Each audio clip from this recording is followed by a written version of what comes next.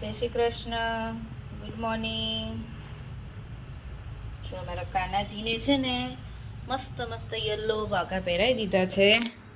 આજે છે 11સ, તો 11સના સૌને જય શ્રી કૃષ્ણ.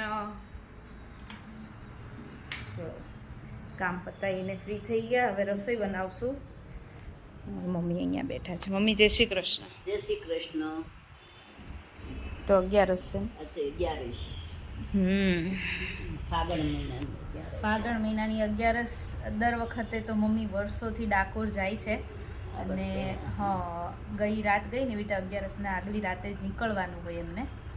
સંઘમાં જાય છે, એ ચાલતા જાય છે. કેટલા વર્ષ થયા મમ્મી? 25 વર્ષ થઈ ગયા છે. 25 વર્ષ તો ખરા. એ વચ્ચે 1-2 વર્ષ કોરોનામાં ને એમાં પડ્યા, એ બાકી તો મમ્મી કંઈ વર્ષ નથી પાડી. દર વર્ષે જાય છે ચાલતા. આ વર્ષે મેં, પપ્પાએ, અમે ઘરમાં બધાએ ના પાડી. 2-3 વર્ષથી, છેલ્લા 2-3 વર્ષથી અમે ના પાડીએ છીએ કે તમે બહુ ચાલ્યા, હવે તમે ચાલતા ના જાઓ. તમે જાઓ પણ એમ કે એ સંઘની જોડે સેવા કરવાની, એમ એ સારું જ છે ને. તો અહીંયાથી સેવાનું કંઈ જાય ને પછી ચાલવા માંડે ને ચાલીને પછી ત્યાં જઈ પછી અમને એમ કે હું તો ચાલતા પહોંચી ગઈ એમ. એટલે પછી આ વખતે તો સ્ટ્રિક્ટલી મનાઈ હતી. ચાલી લે છે એમાંય વાંધો નથી, પણ પછી પાછળથી એમને છે ને પગ ને કમર ને એવું દુખે દર વર્ષે. એમને તો યાદ કે ના ના મને કાંઈ નથી થતું, પણ હવે પછી અમુક ઉંમર પછી એમ આપણે એમ કહીએ કે એટલું બધું ના ચાલે, સારું એમને આમ દર્શન કરવા જવાય, કંઈ ના નથી. એટલે આ વખતે પપ્પાએ ના પાડીને એટલે માન્યા છે કે ના સારું ચલો. તો મન તો એમનું અડધું અહીંયા ને અડધું ત્યાં છે. સંઘ અહીંયા પહોંચ્યો અને બધા ચાલતા ગયા છે ને એવું. અને જશે છેલ્લા દિવસે કે દર્શન કરવા જવું હશે તો હે ને એક રાત રહેવાય તો રહેવી છે, જાવું છે. એમ કંઈ વાંધો જ નથી, તમે સેવામાં જાઓ એમ કંઈ ના નથી, પણ એમ કે ચાલતા જાઓ ને પછી હવે મમ્મી આ પગ ને એવું બધું દુખતું હોય પછી વધારે તકલીફ થાય ને ખોટી. જો એક તો પપ્પાને તો થઈ ગઈ છે એટલે જ ન ગઈ, એટલે હવે તમે સાચવી લ્યો એમ એવું થાય. કેમ કે હવે પપ્પાને જો 2 પગમાં થઈ ગયું ને એટલે થોડુંક ચેવડાવે એમ, પછી એમ ના પાડી દુખાવા ને એવું થાય. અને મેઇન તો પપ્પાએ ના પાડીને એટલે જ પછી મમ્મી કે હવે એ ના પાડે છે ને તો કંઈ નહીં, મારે નથી જાવું એવું છે. નહીં તો અમારી મમ્મી તો અત્યારે ને પહોંચી ગયા હોય ડાકોર, નીકળી ગયા હોય એટલે એમ કે રસ્તામાં હોય. આજે બીજો ઉતારો હશે. આ વખતે એમાં એવું છે, હોળી 2 દિવસ બતાવે છે ને, પણ આજે જ મેં વાંચ્યું આમાં તો અહીંયા અમદાવાદમાં એવું છે કે 2જી તારીખે હોળી પ્રગટાવવાની, 3જી તારીખે ગ્રહણ છે ને એટલે બરોબર.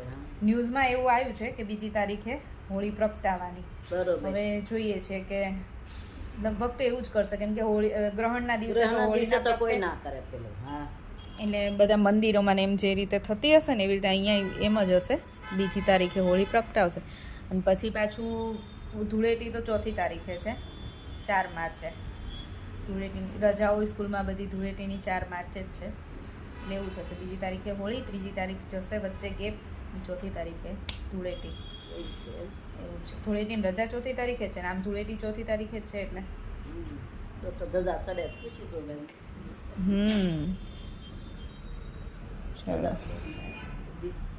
આ તો 11સ છે એટલે હવે રસોઈમાં મગની દાળ અને છોકરાઓ માટે રોટલી છે.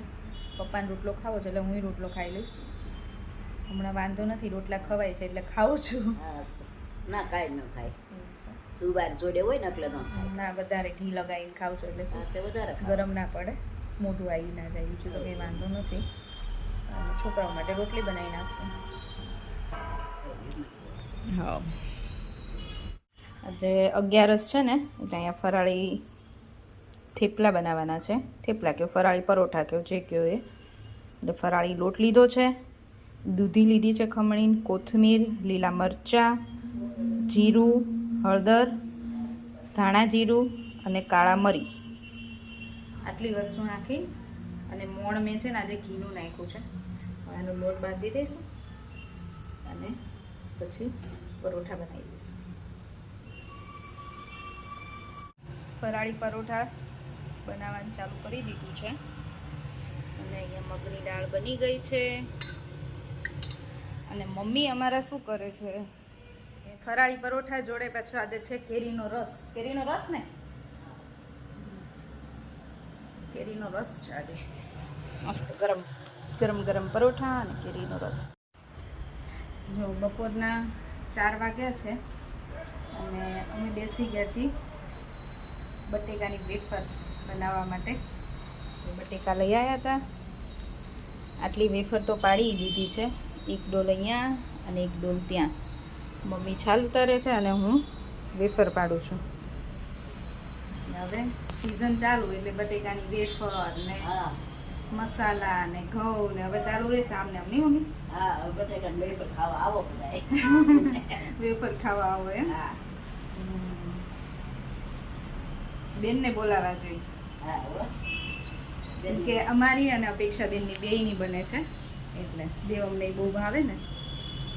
હમણાં બાફીએ ને ત્યારે વિડીયો બતાવો છે એટલે બેનને દેવ અમને બેયને ભલે મોઢામાં પાણી આવતું. હા એને બેન મોઢામાં પાણી આવે એને. હા બન્યા પછી જે ખાવાની મજા છે ને અહીંયા બનાવવાની મજા છે અને બાફે પછી સુકવવાની ખાવાની એટલી મજા છે બાફેલી.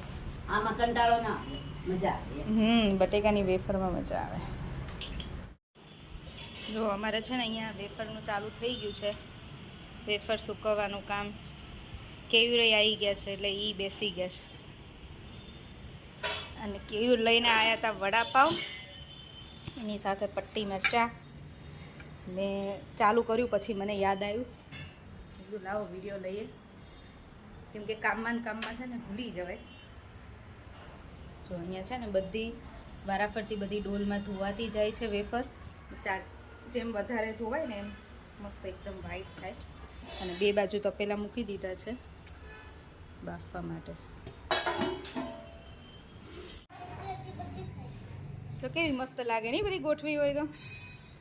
અમારા શ્લોકો બહુ હેલ્પ કરાવે છે, રાહી કરાવે છે અને અહીંયા આવી છે આજે પરી.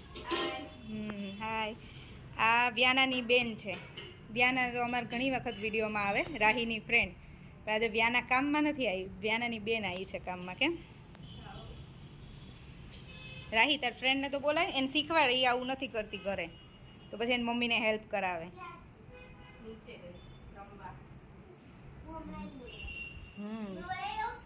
ના ના તારે નથી જાવું, તું બેઠો રે.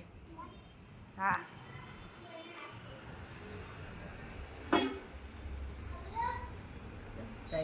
હે સારી થાય તો સારી જ થાય ને, એમાં શું વાંધો હોય. ગરમ ગરમ મસ્ત. આ લઈને આવું જ છું હો. અને બીજી અહીંયા ગોઠવી છે, બાલ્કનીમાં એક સાડી મૂકી છે, 2 હોલમાં પાથરી છે. હવે હજી જેમ જરૂર પડતી હશે એમ બધી જગ્યાએ ઘરમાં છે ને ખૂણા ખૂણામાં બધે વેફર સૂકવી દઈશું. અને અત્યારે સૂકવે એટલે આખી રાત સુકાય, સવાર થતાં છે ને મસ્ત બધી ખખડી જશે, સુકાઈ જશે એકદમ. સવાર પડશે ને ત્યાં એટલે પછી ભેગી કરીને તપાઈ દેવાની કાલ. બોલો. ના ના એટલી તો સાઈડમાં જગ્યા રાખી છે ચાલવાની, એમ જ ચાલવાનું. હા મમ્મા અહીંયા વેફર સુકાવે છે. આટલી બધી કરી દીધી, એટલી બધી સુકવાઈ.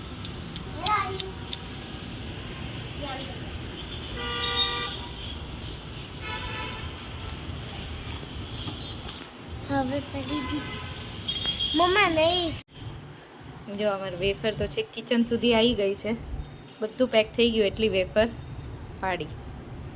અને હવે કેવું અત્યારે લઈને આવ્યા છે ભાજી પાવ છે. અમે મને એમ થાય ને કવિતાએ બહુ કામ કર્યું ને એટલે આજે એને આરામ મળે રસોઈ બનાવવામાં. રસોઈ બનાવવામાં આરામ ને એક કામ એક્સ્ટ્રા કરાવડાવ્યું ને એટલે રેડીમેડ લઈને આવ્યો. રેડીમેડ સરસ.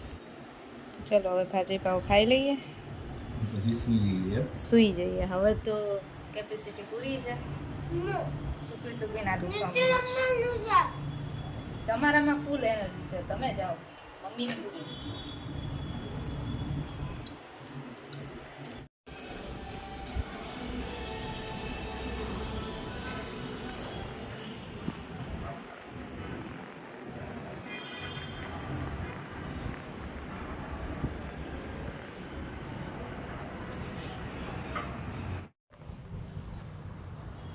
ચલો વેફરનું કામ તો પતી ગયું. બપોરે 2:30 વાગે ચાલુ કર્યું હતું, અત્યારે 10 વાગ્યા. 10 વાગે પૂરું થયું છે અને હવે થાકી ગયા.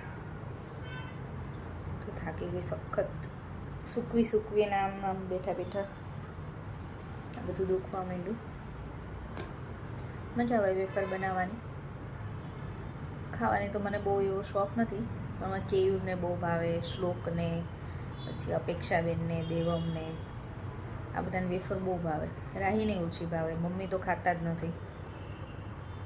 રાહીને શ્લોક તો હજી રમે છે, કેમ કે એ તો રાહી તો બપોર સૂઈ ગઈ હતી થોડી વાર, એટલે અહીંયા બહાર જ રમે છે.